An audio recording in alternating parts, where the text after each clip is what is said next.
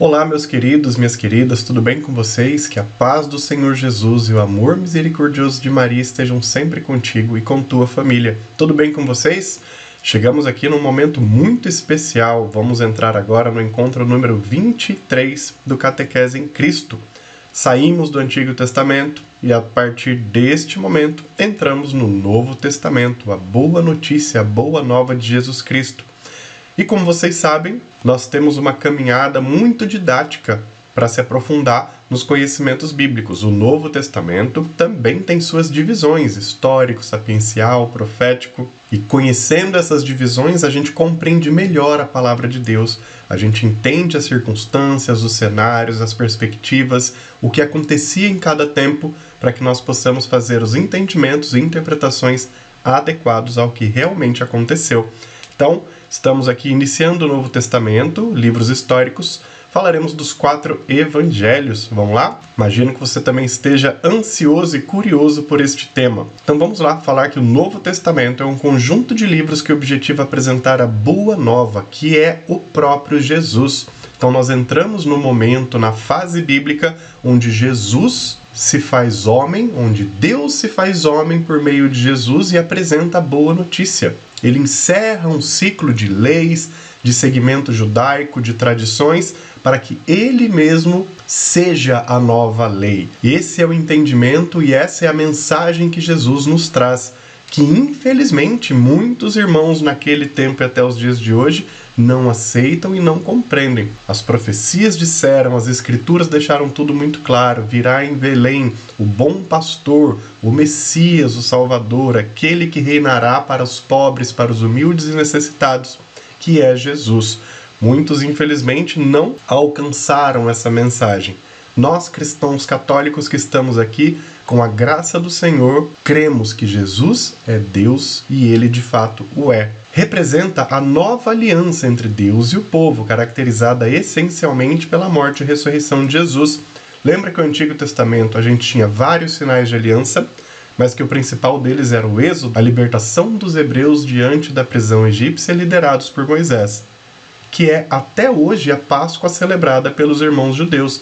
Para nós, a nova aliança, a nova Páscoa é o próprio Jesus, especialmente sua morte e ressurreição, que é o fato que sela essa aliança, né? Jesus morre por nossos pecados, nos limpa de toda essa mácula e renasce, ele revive, mostrando para nós que conosco também será assim.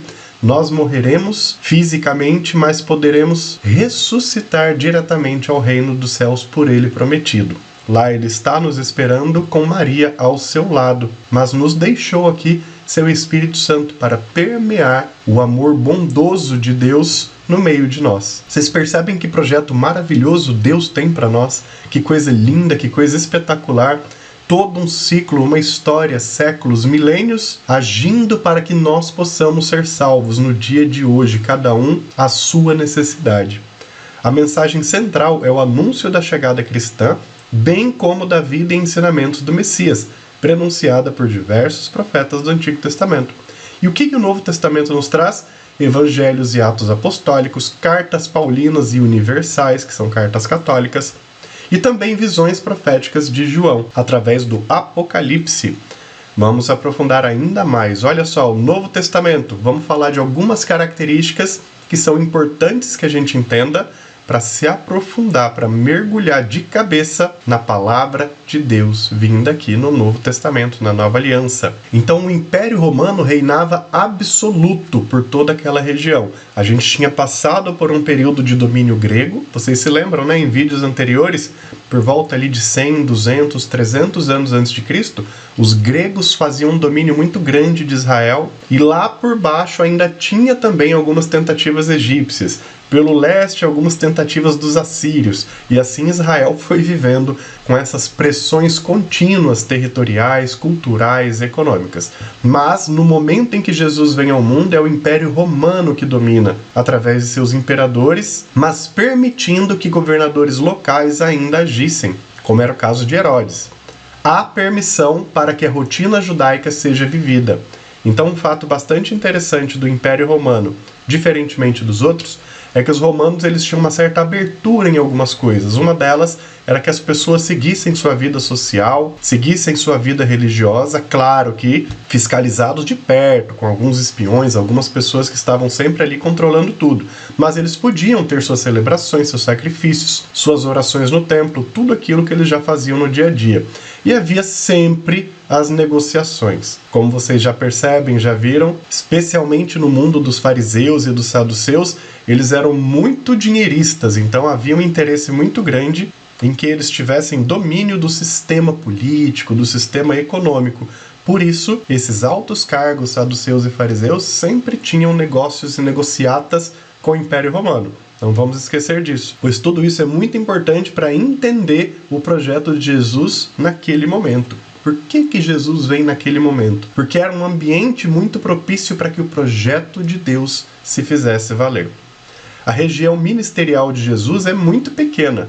A gente às vezes não tem essa noção, né? Mas quando a gente fala que Jesus viajou da Galileia e foi até Jerusalém, nós estamos falando de uma distância de mais ou menos 100 quilômetros, cento e poucos quilômetros, no máximo 200. Jesus vai até a região tal, depois Jesus vai a não sei onde, passa por Jericó. Nós estamos falando de um ambiente muito pequeno. Para vocês terem uma ideia, eu resido aqui na Grande São Paulo, né? Se alguém aqui é dessa região, estamos muito perto. Eu resido aqui na Grande São Paulo. Se a gente disser que Jerusalém tem uma distância de, no máximo, você sair do ponto inferior da Zona Sul de São Paulo e atingir o ponto máximo da Zona Norte, a gente está falando de uma distância que lá em Israel, ela liga cidades, várias delas, compreende? Então era uma região muito pequena. Por isso que Jesus conseguia se movimentar a pé com seu grupo com muita frequência. E olha que interessante, entre a Galileia e Jerusalém, eles tinham caminhos. Um deles passava pela Samaria, os samaritanos. Por isso que há muitas histórias de Jesus passando pela Samaria, que era um local mal visto pelos judeus, como a gente já falou em outros vídeos.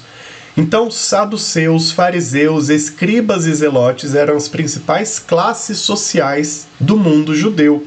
Entendendo alguma delas. Os saduceus eram a classe mais alta, mais abastada, eram aqueles que participavam das grandes decisões, grandes proprietários de terra. Em geral, os saduceus eram os que faziam parte do Sinédrio, né? Que era aquele grupo de homens muito importantes que tomavam as grandes decisões, como se fosse um senado do mundo judaico, era o Sinédrio.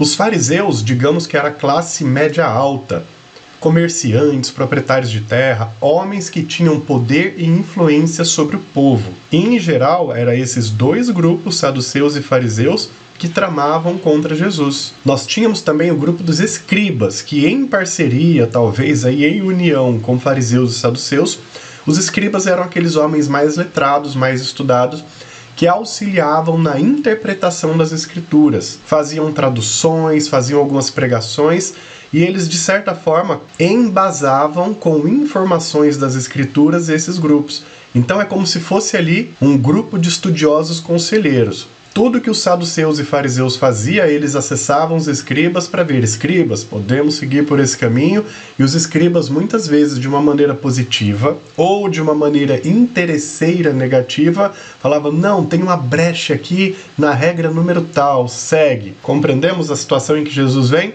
E os zelotes.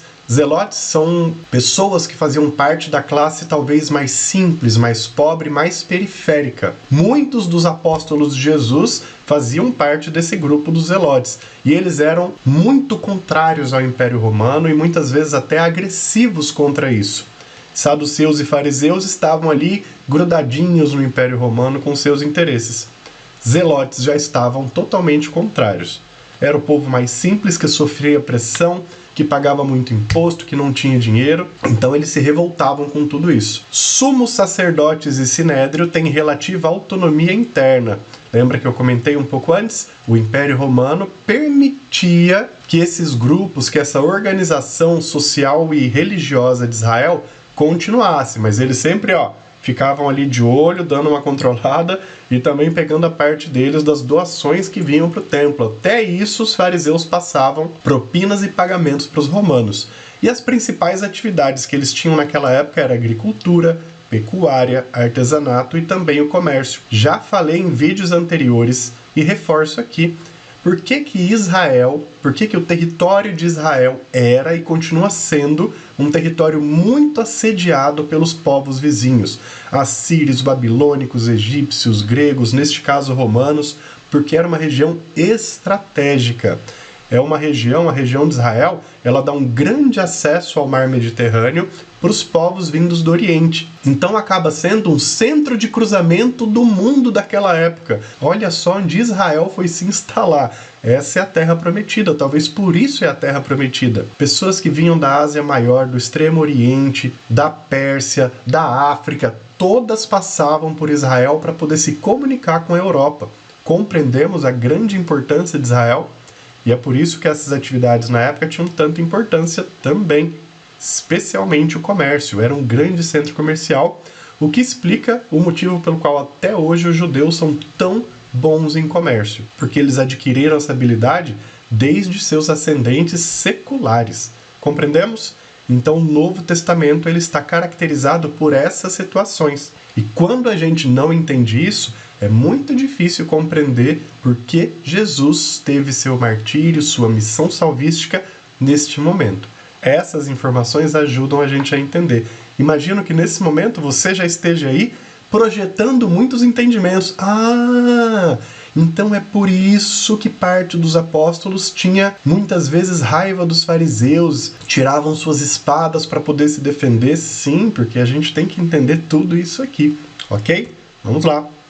Novo Testamento, assim como o Antigo, também é dividido. Nós temos livros históricos, que são 5 livros, Evangelhos e Atos, livros sapienciais, que são as cartas, e o livro profético de João, o nosso Apocalipse maravilhoso. Para vocês compreenderem, então, por que chamamos de livros históricos? Com 5 livros, esse grupo representa o anúncio realizado por Jesus, através de pessoas que participaram de sua obra messiânica. Então são livros históricos porque apresentam a história viva, real. É Jesus que está no mundo como ser humano, tal como nós. E esses livros contam essa história, como tudo aconteceu. Mostra também a formação e expansão das primeiras comunidades cristãs até sua chegada a Roma, centro do mundo naquela época. Aqui mais Atos dos Apóstolos, que vai nos falar das viagens de Paulo, das atividades de Pedro e de vários outros apóstolos, né? O que acontece após Jesus retornar ao céu e deixar o Espírito Santo com os homens, que vai ser falado em Atos. Então os livros históricos apresentam esses entendimentos. Compreendemos? Evangelhos e Atos. E vamos falar dos evangelhos hoje ainda. Evangelhos são as 4 formas de anunciar Jesus, escritas em ambientes diferentes. Por que ambientes diferentes? Por mais que nós tenhamos aqui 2 apóstolos diretos de Jesus, que são Mateus e Marcos, mas cada um apresenta a história sob uma perspectiva diferente. A gente vai ver que os evangelhos eles têm a sua abordagem. Não se tratam de biografias, mas sim de pregações para levar a fé em Cristo, ou seja, ao verdadeiro compromisso de continuação da sua obra por aqueles que creem em Jesus. Então não estamos aqui diante de biografias de Jesus. Jesus nasceu em tal época, ele viveu, ele fez isso, ele teve essa profissão. Não é isso. Os evangelhos, eles são formas de converter as pessoas, de levar a palavra de Deus, de oportunizar que o reino de Deus seja conhecido e acessível por todos. Você imagina? Se não fossem os 4 evangelhos, onde nós estaríamos como cristãos? Que referência nós teríamos do que Jesus nos pediu? Como nós entenderíamos os sinais milagrosos do Pai? Como nós estaríamos reunidos fazendo aquilo que ele pediu? Então os evangelhos não são biografias, eles são grandes obras para a conversão que pregam para nós a verdadeira palavra de Cristo, a boa notícia. Nós temos 4 evangelhos e vocês estão vendo que 3 deles são chamados de sinóticos. Por que sinóticos? Essa palavra quer dizer a mesma visão, que tem o mesmo olhar. Então, Mateus, Marcos e Lucas são considerados evangelhos sinóticos, ou seja, eles têm uma perspectiva muito parecida, que é a catequese.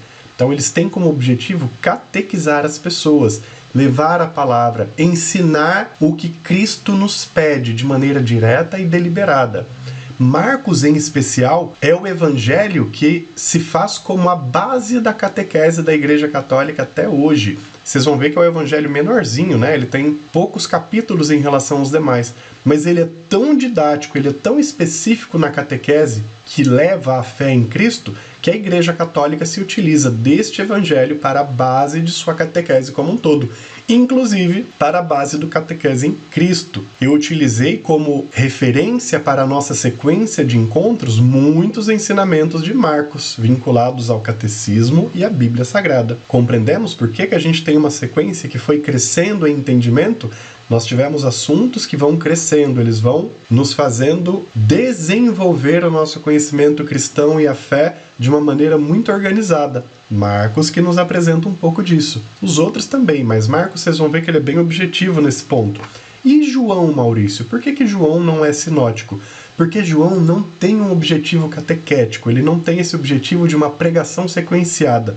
O evangelho de João é considerado o evangelho do amor. João, ele não traz informações e fatos de uma forma que se torna uma grande pregação, uma grande catequese.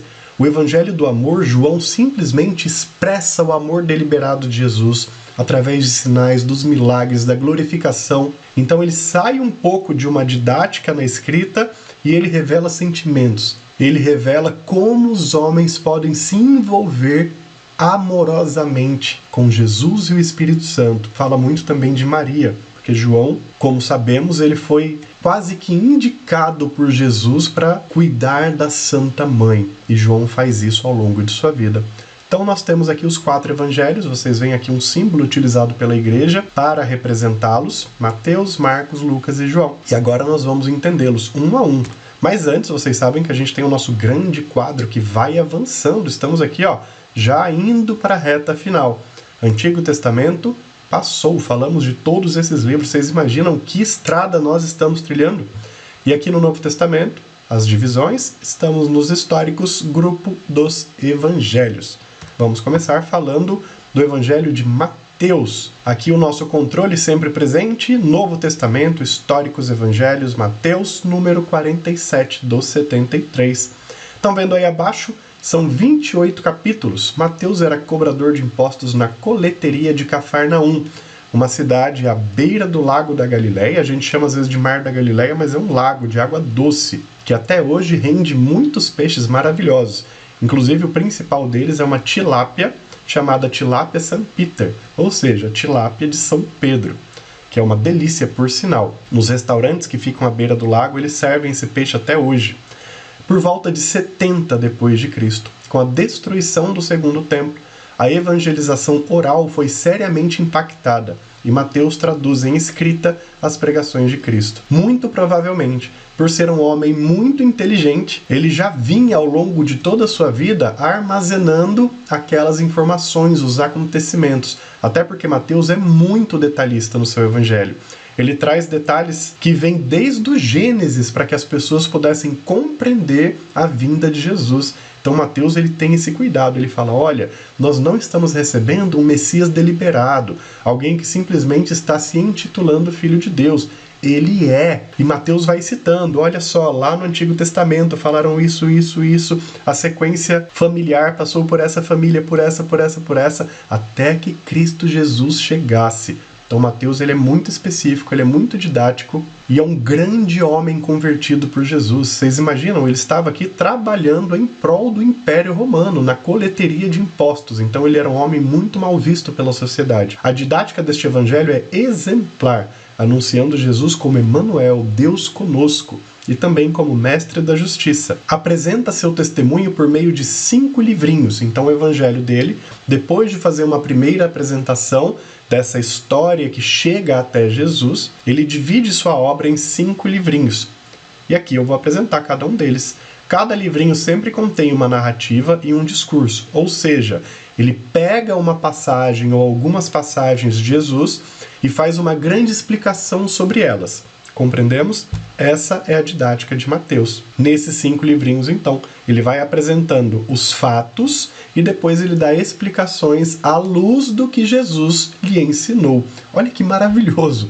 Como é que esse homem teve essa capacidade naquele tempo de trazer uma didática tão profunda para nós? E quais são esses 5 livrinhos? O primeiro deles é chamado A Chegada do Reino. Como vocês veem pelo próprio título, ele fala de como Jesus vem e chega ao mundo. Lembra que eu comentava? Mateus faz toda uma preparação para provar e mostrar por que o Messias estava chegando. E no primeiro livrinho ele fala sobre isso, a chegada do reino. O segundo, os sinais do reino. Ou seja, quais foram os elementos, os acontecimentos que provavam, que estabeleciam a vinda do Senhor através de seus sinais milagrosos. O terceiro, o mistério do reino. Ele já falava aqui sobre o mistério salvístico de Jesus, o que Jesus fez junto com os apóstolos, o que Jesus transformou por onde passou, todo o mistério do reino, né? Por que Jesus muda as regras anteriores dos judeus para um projeto de salvação que está nele próprio. O próprio Jesus é o projeto da salvação. Não mais leis, não mais regrinhas, não é o que você tem que comer, o que você tem que vestir, é você amar ao próximo como a ti mesmo e a Deus sobre todas as coisas. O mistério do reino está sustentado por isso. No quarto livrinho, Mateus apresenta a igreja, semente do reino. Então ele nos explica por que Jesus funda uma igreja. Qual é o estabelecimento que Jesus faz para que por meio de Pedro a igreja seja erguida e perpetuada? A vida em comunidade.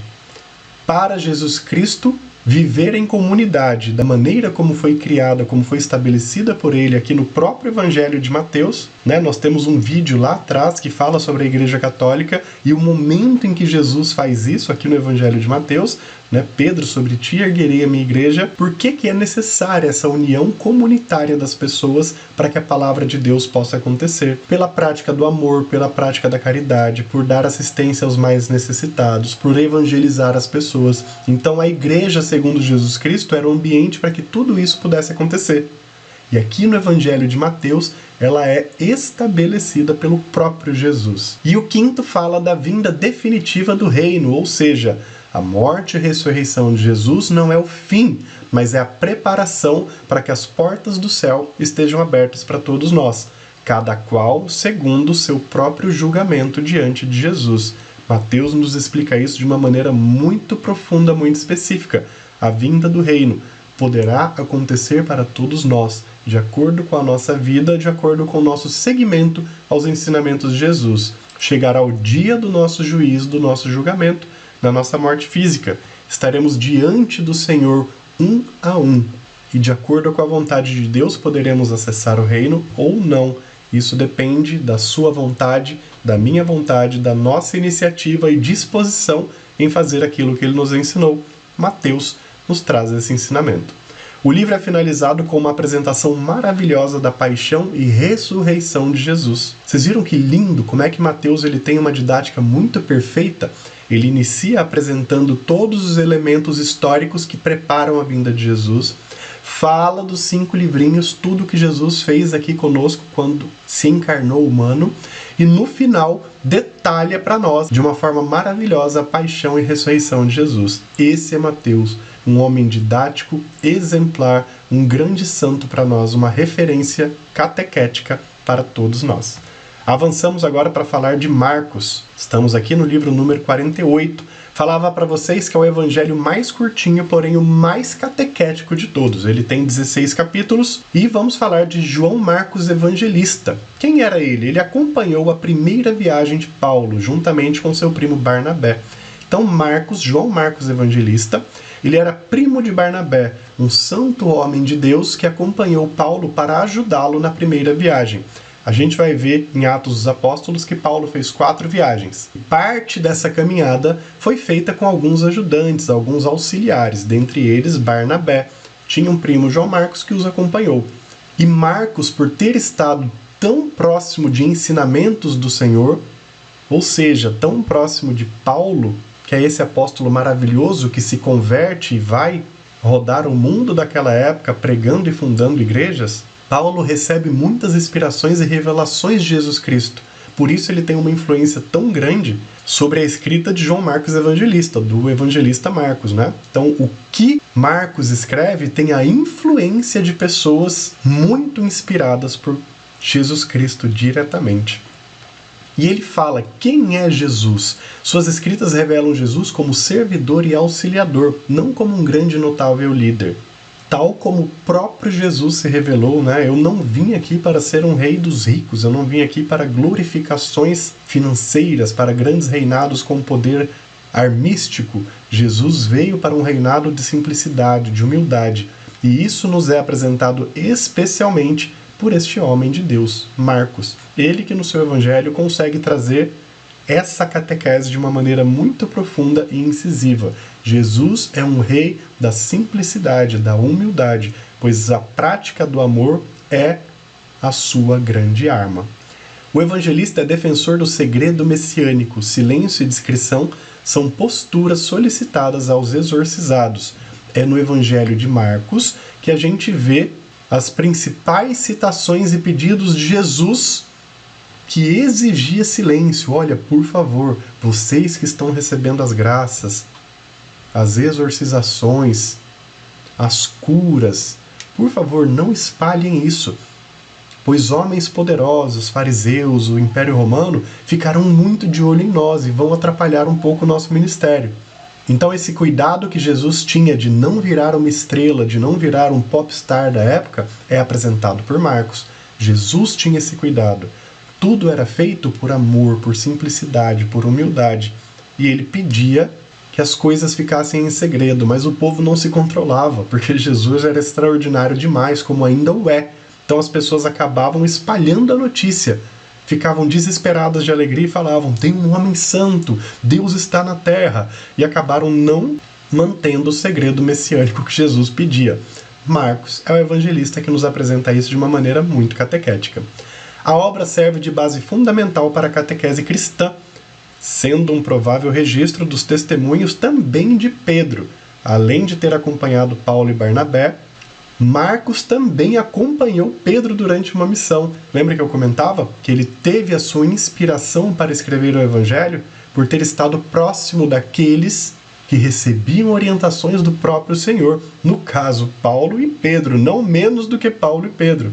E por ter uma capacidade de escrita e de síntese muito maravilhosa, Marcos se tornou esse evangelista fabuloso. Então, na proximidade com Pedro, ele absorveu muitas informações e conhecimentos de quem estava grudado a Jesus durante todo o ministério do Messias. Por isso o evangelho dele é tão maravilhoso. Estudos apontam que possivelmente Marcos podia até estar presente na prisão de Jesus. Ele perambulava por ali mesmo não sendo um dos 12, mesmo não estando próximo. Mas isso não é confirmado. São alguns estudos, alguns levantamentos presentes em livros apócrifos, né? Que são aqueles livros que, por mais que tenham a sua importância histórica, não estão presentes na coleção bíblica. Então há alguns fatos, há alguns elementos que apontam essa possibilidade, o que reforçaria ainda mais a perfeição do seu evangelho. Seu livro expressa o começo da Boa Nova, sendo uma obra incompleta sobre a vida de Jesus. Por que incompleta? Porque quem lê o Evangelho é convidado a continuar o livro por meio da sua própria vida. Por isso, talvez o Evangelho ele é pequeno, ele tem 16 capítulos. Marcos, na sua apresentação, ele faz algo maravilhoso. Ele vai fazendo toda a catequese bíblica com o sentido de apresentar Jesus, converter as pessoas, trazer as pessoas para entender a messianidade de Jesus e viver o seu amor. E quando chega no final do livro, ele deixa ali como se fosse uma janela aberta. Mais ou menos assim: agora, com essas informações e conhecimentos de Jesus, abram o coração e sigam continuando a sua palavra. Olha só a perfeição do Evangelho de Marcos. É um convite para que eu e você possamos pegar as informações e continuar o projeto de Jesus. É ou não é um evangelista maravilhoso? Por isso, ele é a base da catequese, por esse convite tão extraordinário que Marcos nos faz. A gente avança agora para Lucas. Lucas, tão conhecido por todos nós. Lucas, livro número 49 dos 73. Quem foi Lucas? Ele foi um médico grego sírio que viveu a maior parte de seus dias em Antioquia, região que hoje é ali a atual Turquia. Naquele tempo fazia parte desse Império Romano, né? O Império Romano dominava tudo, mas hoje, para vocês entenderem, é a Turquia, essa cidade muito importante. E Lucas, sendo médico, ainda mais grego, ele era um homem de grande conhecimento científico, grande conhecimento formal, histórico, né? A gente sabe que os gregos eles tinham um ensino uma base de conhecimento muito profunda, ainda mais ele sendo médico, a gente compreende que ele foi exposto a muitas informações profundas, né? A um estudo detalhado sobre vários elementos da vida, vários elementos que compõem a essência da rotina humana. Ele se tornou um seguidor de Jesus mesmo sem tê-lo conhecido, através de quem? Acompanhando Paulo até o momento de seu martírio. Então Lucas foi um grande e fiel parceiro do apóstolo Paulo. Mesmo sem conhecer Jesus, ele esteve diante das maravilhas que Jesus fez através de Paulo e tantos homens, e ele, por sua capacidade, foi relatando tudo que via, tudo que ouvia de Paulo, tudo aquilo que Jesus lhe inspirava. Segundo relatos históricos, ele estava junto de Paulo até mesmo na prisão. Ele conseguia acessar a prisão quando Paulo estava preso, para que ele pudesse registrar com detalhes tudo que Paulo lhe manifestava. Por isso que também ele é o próprio autor dos Atos dos Apóstolos, né? Ele escreve o seu evangelho e na continuação os Atos, por toda a sua inteligência, capacidade de escrita e por ter acesso aí como um grande registrador de tudo aquilo que Paulo lhe manifestava. Ele apresenta em seu evangelho o caminho de Jesus, caminho da vida, que nós até hoje utilizamos muito essa palavra.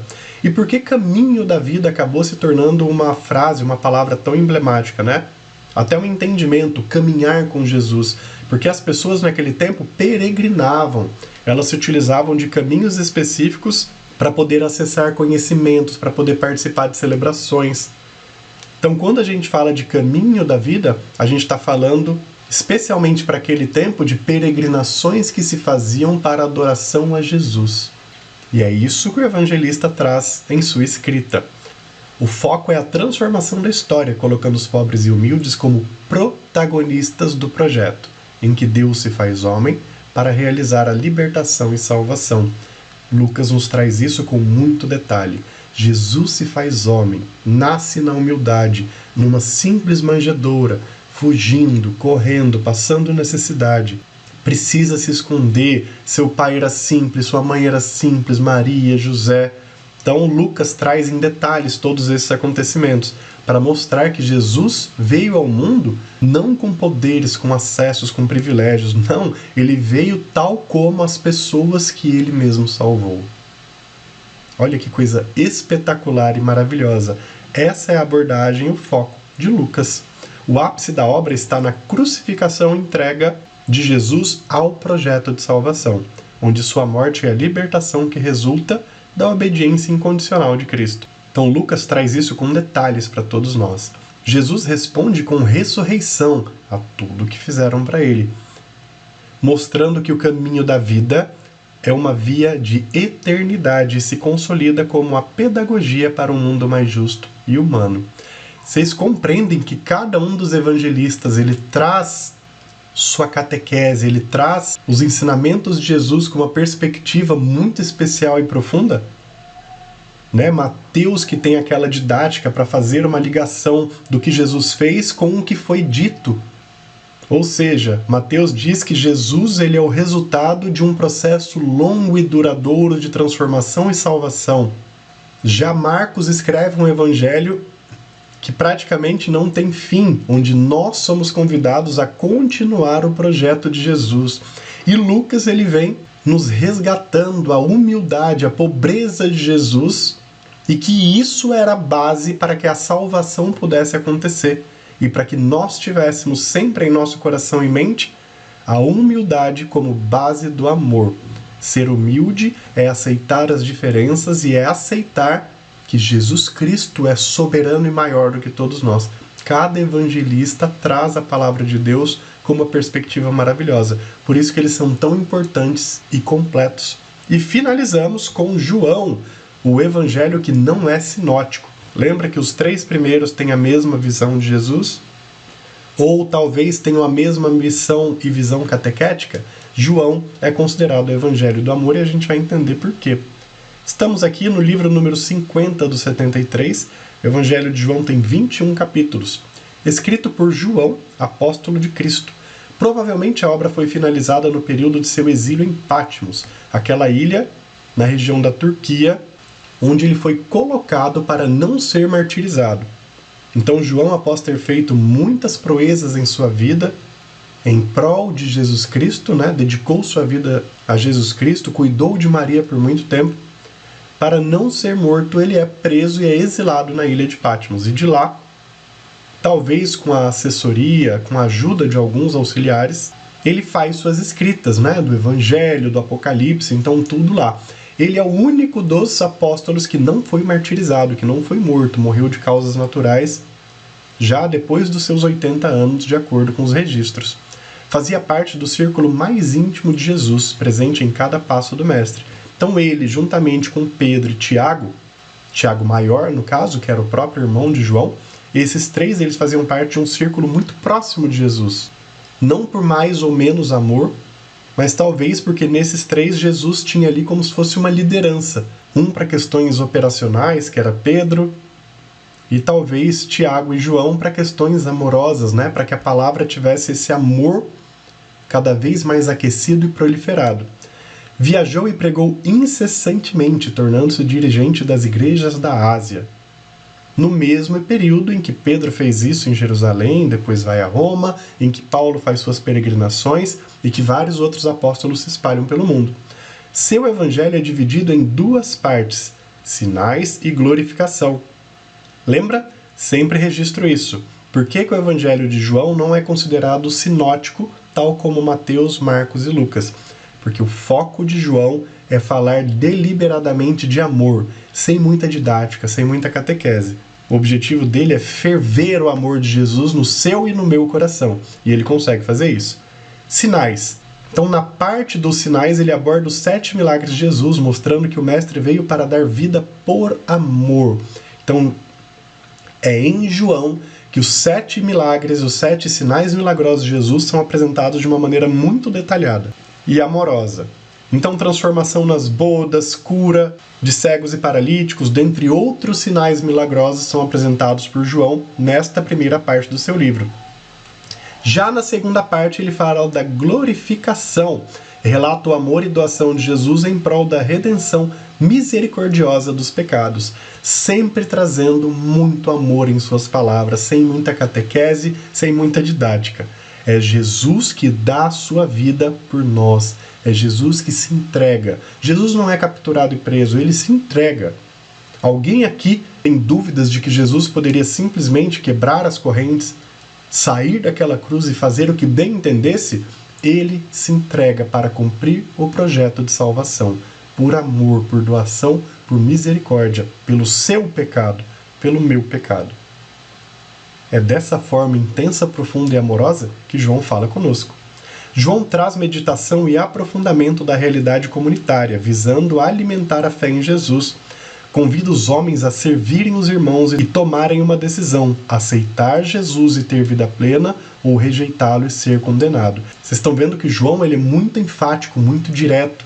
Ele fala do amor incondicional. Ou você aceita Jesus e ganha vida, ou você não aceita e vai para a morte. É basicamente dessa maneira, muito sentimental, muito amorosa, muito impactante, que João traz o seu evangelho. E daí vocês compreendem também uma orientação, né, uma prática que a Igreja Católica tem. Os evangelhos sinóticos, Mateus, Marcos e Lucas, são evangelhos que a cada ano litúrgico eles têm o seu uso durante um ano inteiro. Então tem o ano A, o ano B e o ano C. Cada um desses anos, a Igreja Católica se utiliza do evangelho inteiro de um evangelista. Por quê? Por ser catequético, didático, ter uma sequência. E o evangelho de João, quando é que ele aparece? Em festas especiais, em momentos diferenciados, quando há grandes celebrações festivas, profundas e amorosas. Eles puxam a palavra de João para que ela nos ajude a exalar amor. Então é assim que a igreja organiza a sua didática catequética nas missas. Cada ano tem um evangelista e em muitas épocas do ano, João entra com sua palavra amorosa e poderosa. Compreendemos? Então, vocês perceberam que esta é uma aula, é um encontro mais longo do que os demais. Por quê? Porque nós entramos no Novo Testamento, num novo grupo, e estamos falando dos evangelhos. O ponto alto de toda a Bíblia, porque são os evangelhos que trazem a vida de Jesus enquanto ser humano, tal como eu, tal como você. Perfeito em tudo. mas se fez homem, sofreu e deu a vida por nós. Espero que vocês tenham gostado muito dessa apresentação, que Jesus e Maria estejam presentes em sua vida hoje e sempre, abençoando e conduzindo seus passos. Nos vemos no próximo encontro. Tchau, tchau!